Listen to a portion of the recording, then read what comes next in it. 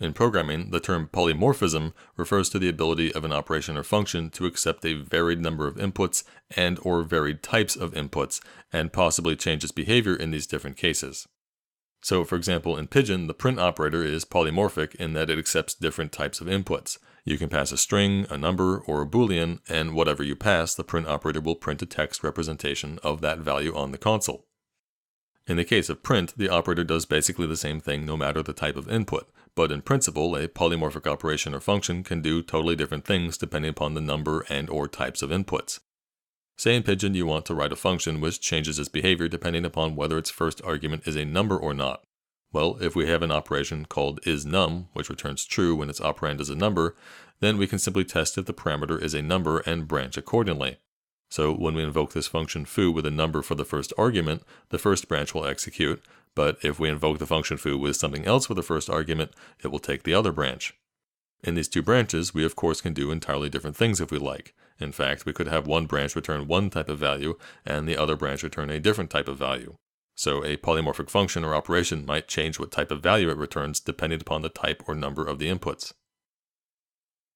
The obstacle to polymorphism in static languages, of course, is that each function parameter must have a single declared type.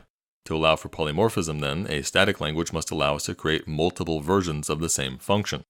For example, to make a function foo that accepts either one number argument or one string argument, we actually create two separate versions of foo, one with a single number parameter and one with a single string parameter. In truth, it's probably best to think of the two versions of the function as really just separate functions that happen to share the same name. Despite sharing the same name, the compiler can distinguish between calls to one or the other by the argument types. A call with a number argument is of course meant to invoke the version of foo with a number parameter, and a call with a string argument is of course meant to invoke the version of foo with a string parameter.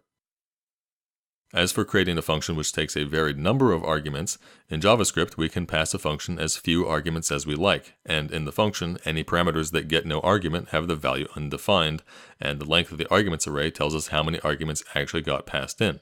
So we can branch in the function based on the number of arguments passed. Though Pigeon requires us to always pass the same number of arguments as a function has parameters, we could sort of fake passing a varied number of arguments in Pigeon by testing the trailing parameters for null.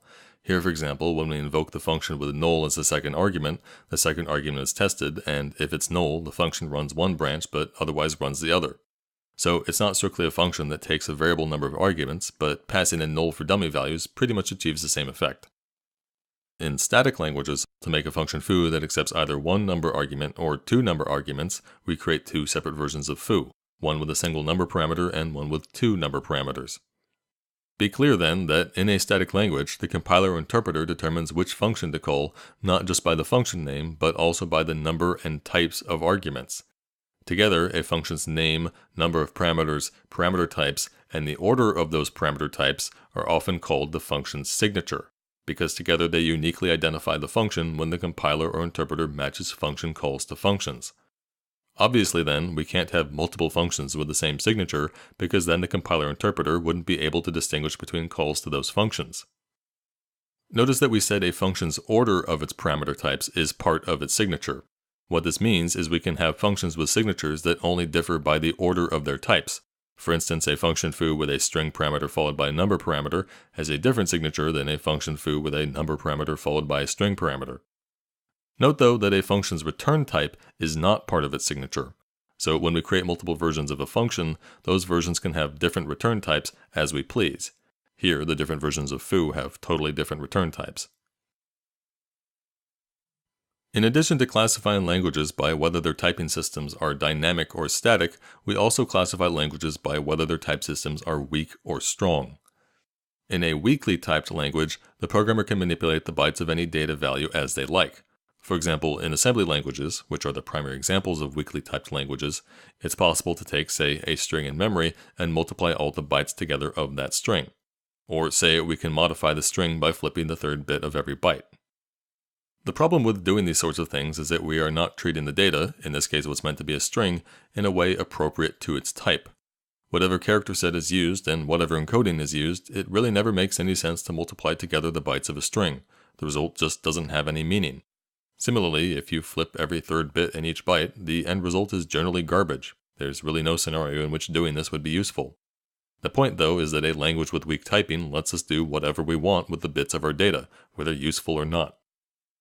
The key idea in strong typing is that data types are defined not just by how they represent their information as bits, but also by the operations meant to be performed upon values of that type. The thinking behind strong typing is that because arbitrary manipulation of data may lead to errors, a language should preclude such errors by allowing the programmer to do nothing with a data value except perform those operations defined for its type. So, for example, the built-in types of JavaScript are strongly typed such that we can't do anything with, say, arrays except perform the operations defined to work on arrays. We can't just manipulate the bits of a JavaScript array as we please. In weakly typed languages, the trade-off is made that, well, yes, programmers might make mistakes, but sometimes programmers want the flexibility of complete control. These two distinctions between weak typing and strong typing, and static typing and dynamic typing, are often confused. So be clear, the difference is this. Static typing makes it possible to detect type errors before running the code, while dynamic typing does not. In contrast, weak typing allows the arbitrary manipulation of the bits of any piece of data, while strong typing does not. In principle, a language can have any combination of the two. Python, for example, combines strong typing and dynamic typing, while Java combines strong typing and static typing, and C combines weak typing and static typing. However, there's no language I know of which combines weak typing and dynamic typing.